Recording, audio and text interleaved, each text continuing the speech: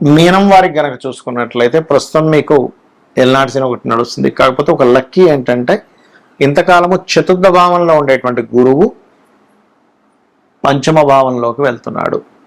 ఎప్పుడైతే పంచమంలోకి వెళ్తున్నాడో గురువు, లగ్నంలో శని ఉన్నాడో, 12వ స్థానంలో రాహు ఉన్నాడో, ఈ శని రాహు ఎనర్జీస్తో పంచమంలోకి వెళ్తున్నటువంటి గురువు ఇచ్చేటువంటి 3 అద్భుతమైన ఫలితాలు ఏమిటి? ఇంకా ఎక్కువ కూడా ఉంటాయి, బట్ 3 అయితే ఖచ్చితంగా ఉన్నాయి అక్కడ. మరియు 3 విషయాల్లో జాగ్రత్త కూడా ఉండాలి. ఏమిటది అనేటువంటి అంశాలు చెప్తుంది నేనైనప్పటికీ చెప్పిస్తుంది సాక్షాత్ లలిత అమ్మవారిగా భావిస్తూ లలితాంబిక అమ్మవారి యొక్క అనుగ్రహం మీకు పరిపూర్ణంగా కలగాలని మనస్ఫూర్తిగా కోరుకుంటూ, ఇక్కడ ఎప్పుడైతే గురువు పంచమంలోకి వెళ్తాడో గురు బలము అంటారు దాన్ని.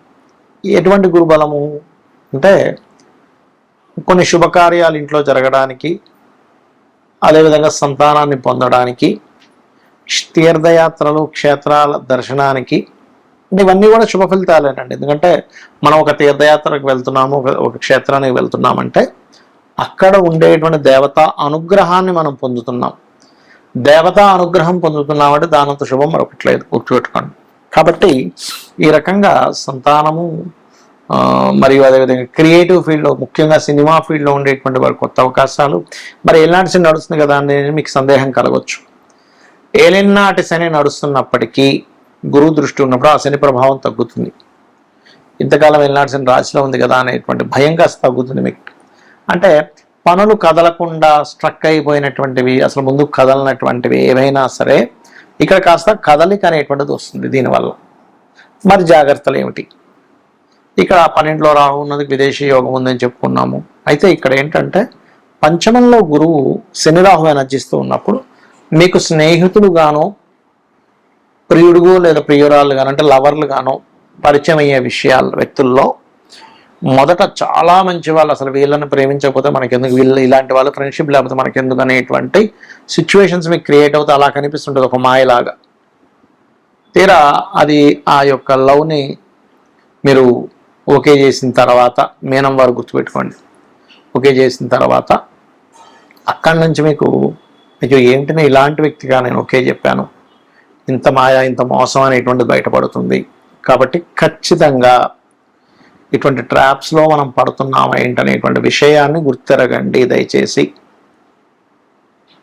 ఇక మరొక విషయం ఏంటంటే స్నేహితులతో కలిసి ఒకసారి విహారయాత్రలకు వెళ్తుంటారు కొంతమంది, ఏదో ట్రెక్కింగ్ అనో, గోవా బీచ్ కనో, అంటే స్నేహితులతో కలిసి ఎంజాయ్ చేసేటువంటి విషయాల పట్ల కూడా కాస్త జాగ్రత్తగా ఉండాలి. కాకపోతే గురువు లాభస్థానాన్ని చూస్తున్నాడు కాబట్టి కొంచెం అటువంటి ప్రదేశాలకు కూడా వెళ్తుంటారు, కానీ కొంచెం జాగ్రత్తగా ఉండాలి. బిజినెస్లో సక్సెస్ ఉంటుంది, హైయర్ ఎడ్యుకేషన్లో కూడా చక్కగా ఉంటుంది.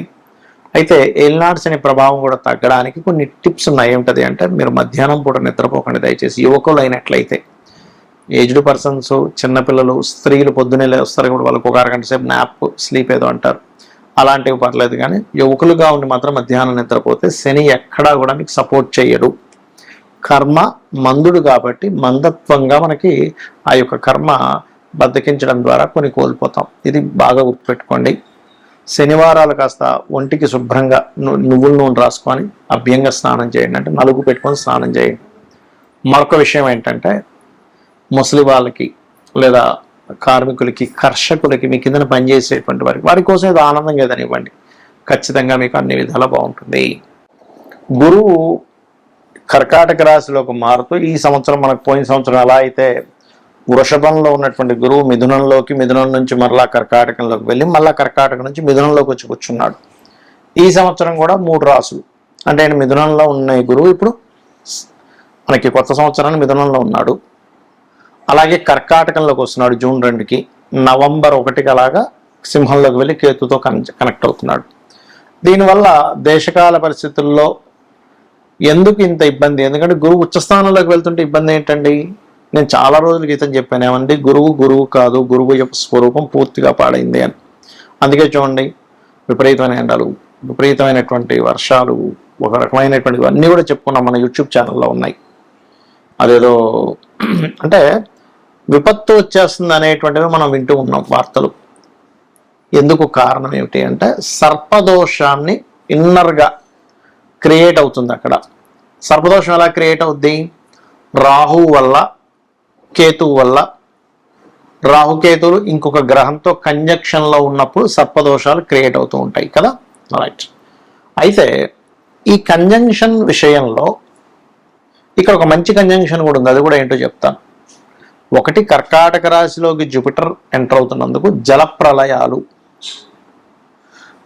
జలం మూలంగానే కొన్ని వైరస్లు రావడం, ఈ కుజుడి మీద ఈ గురువు మీద కుజుడి యొక్క దృష్టి ఉన్నందుకు ఆ యొక్క దృష్టి మూలంగా కొన్ని యుద్ధ సంబంధించిన అనవసరమైన ఉద్యమాలు, వద్దన్నా సరే పిచ్చి పిచ్చి ఉద్యమాలన్నీ కూడా జరుగుతాయి ఈ లోకంలో. విపరీతమైనటువంటి కొన్ని ఉద్యమాలు జరగనున్నాయి, గుర్తుపెట్టుకోండి.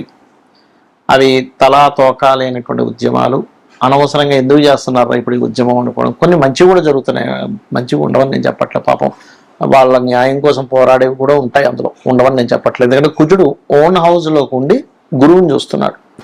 కర్కాటక రాశిలో ఉండే గురువు, కర్కాటక రాశిలో ఉండే గురువు అంటే ఏంటి? విద్యార్థులు, విద్యా సంస్థలు, విద్యా సంబంధించిన విద్యార్థులు కొన్ని ఉద్యమాల్లోకి ఎంటర్ అవ్వడం ఇస్తాడు ఇక్కడ. ఎందుకండి, ఏం గురువు మంచి ప్లేస్లో ఉన్నాడు కదా, కుజుడు కూడా ఓన్ హౌస్ని చూసుకుంటున్నాడు కదా అంటే, ఇక్కడ మనం అర్థం చేసుకోవాల్సింది, గురువు శని రాహు ఎనర్జీస్తో ఉన్నప్పుడు సర్పదోషాన్ని క్రియేట్ చేస్తూ ఉంటాడు. అందుకే మనకి ఇంకా విపరీతంగా వార్ స్ట్రాటజీస్ ఇంకా పెరగడం జరుగుతూ ఉంటుంది. అలాగే మరొక విషయం ఏంటంటే, ఈ జల ప్రళయాలు అనుకోండి, పశువుల మూలంగా అంటే కొన్ని జంతువుల మూలంగా కూడా వచ్చేటువంటి వైరస్లు అనుకోండి. కుజుడు కొన్ని జంతువుల కారకుడు కూడా తీసుకుంటాం మనం, కాబట్టి వాటి మూలంగా అవ్వడం అనేటువంటిది జరుగుతూ ఉంటుంది. మరి ఈ యొక్క ప్రభావం ఇలా ఉన్నప్పుడు అందరూ చేయవలసినటువంటి రెమెడీస్ ఏమిటి? ఇక్కడ మీ లగ్నం తెలిసినా, మీ రాశి తెలిసినా తెలియకపోయినా, మీది ఫలానా నక్షత్రము అని చెప్పి మీకు తెలిసినా తెలియకున్నా కూడా మీరు చేయవలసినటువంటి పరిహారాలు ఏమిటి ఇక్కడ అని చెప్పి చూసుకున్నట్లయితే, ప్రధానంగా ఇక్కడ మీరు చండీ, మీ ఇంట్లో మీరు చండీ చేయించుకునే స్తోమత కనుక మీరు కలిగి ఉన్నట్లయితే ఖచ్చితంగా ఇంట్లో చేయించుకోండి. Point number 1. రెండవది ఏమంటే, మాకు అంత స్తోమత లేదు, ముందే డబ్బులు లేక మేము విలువెల్లాడిపోతున్నాం, మళ్ళీ ఇప్పుడు ఈ చండీ ఎక్కడ చేయించుకోవాలి, చాలా ఖర్చుతో కూడుకున్నది అంటే, సామూహికంగా ఆలయాల్లో చేస్తూ ఉంటారు. మీకు దగ్గరలో ఉండే వాళ్ళు చాలా తక్కువ ధనానికి చేస్తూ ఉంటారు, ఎందుకంటే సామూహికంగా కాబట్టి అందరికీ అది షేర్ అవుతుంది కాబట్టి అలా వెళ్ళి చేయించుకోండి. అది కూడా లేదంటే చాలా ఇబ్బందుల్లో ఉన్నాను, మీరు డబ్బు ఖర్చు పెట్టకుండా, రూపాయి కూడా ఖర్చు లేకుండా ఇంకో 2 ఉపాయాలు ఉన్నాయి. అవేమిటి? చండీ జరుగుతున్నటువంటి ప్రదేశానికి వెళ్ళి కూర్చోండి, శ్రద్ధగా, భక్తిగా, శ్రద్ధగా అక్కడ కూర్చుంటే చండీ చేయించిన దాంట్లో పావు వంతు అంటే 25% ఫలితం మీకు ఖచ్చితంగా వచ్చి తీరుతుంది. అందులో ఎటువంటి సందేహం కానీ సంకోచం కానీ లేదు. ఇది శాస్త్రాల్లో చెప్పినటువంటి అంశం నేను చెప్తున్నాను మీకు. అలా కూడా కాదు, నేను ఏదో దుబాయ్లో ఉన్నాను, ఎక్కడో ఉన్నానండి, నా పరిస్థితి ఇలా ఉంది, ఇక్కడెక్కడా కూడా అక్కడ చండీలు అవి ఏం చేయరు. అప్పుడు ఏమిటి? యూట్యూబ్ ఉందిగా, మీరు ఎక్కడున్నా కూడా, మీరు ప్రపంచంలో ఎక్కడున్నా యూట్యూబ్ ఉంది. ఆ యూట్యూబ్లో చండీ పారాయణము అని కొట్టండి, వినండి. ఏమిటో అంటే అంత కన్ఫ్యూజన్గా ఉందనుకుంటే లలిత వినండి, కనీసం సరిపోతుంది, ఏమీ అక్కర్లేదు. ఎందుకంటే మీకు స్తోమత ఉంటే ధనం పెట్టి చేయించుకోండి, స్తోమత లేకపోతే కేవలం లలితా సహస్రనామాలు విన్నా మీకు ఆ ఫలితం వస్తుంది. అమ్మవారు అమ్మలాగా కాపాడుతుంది, ఒక బిడ్డని ఎలా కాపాడుతుంది అలా కాపాడుతుంది. ఎలాంటి వాటి నుంచి కాపాడుతుందండి? అనవసరమైన విపత్తుల్లో మనం చిక్కుకోకుండా. గోచార గ్రహాల్లో ముఖ్యంగా గురువు కర్కాటకంలోకి అతిచారంలో, ఈ అతిచారం వల్ల ఏమిటంటే, మనం లాస్ట్ టైం కూడా చెప్పుకున్నాం, అతిచారానికి ముందే చెప్పాను ఏమంటే గోల్డ్ రేటు, సిల్వర్ రేట్ ఎలా పెరుగుతుందో పిచ్చి పిచ్చి పెరుగుతుందని. అలాగే ఇప్పుడు కూడా పెరిగేటువంటి యోగాలు ఇస్తూ ఉంది. ఇది 1 సంవత్సరం వరకు ఉంటుంది. అయితే ఇందులో ఒక గమ్మత్తైన విషయం ఏంటంటే, ఈ గురువు కేతువు కలిసి సింహరాశిలో కలుస్తారు. అదొక సాధనా సమయంగా చెప్తారు శాస్త్రంలో. అంటే ఎవరైనా సాధకులు కొన్ని గురువుల దగ్గర కొన్ని మంత్రాలు తీసుకొని, లేకపోతే కొన్ని బీజాక్షరాలతో కూడినటువంటి ఉపదేశం తీసుకొని చేస్తూ ఉంటారు. వారికి నవంబర్ 1వ తేదీ నుంచి 25వ తేదీ వరకు ఈ 25 రోజులు సాధనా సమయంగా చెప్పుకోవచ్చు. కాబట్టి ఇలా చేయండి. మరియు మనకి ఇప్పుడు పుష్కరాలు వస్తున్నాయి, పుష్కరాల దగ్గర కూడా చాలా జాగ్రత్తగా ఉండండి. శ్రీమాత్రే నమః.